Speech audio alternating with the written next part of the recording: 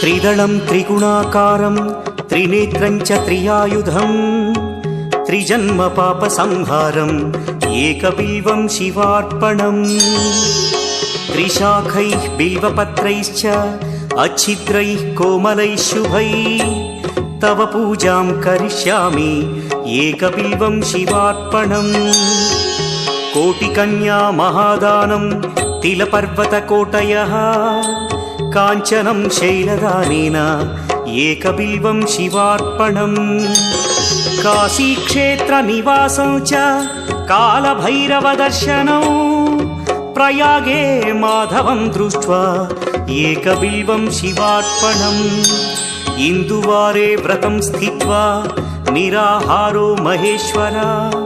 नक्तं हौष्यामि देवेश एकबिल्वं शिवार्पणम्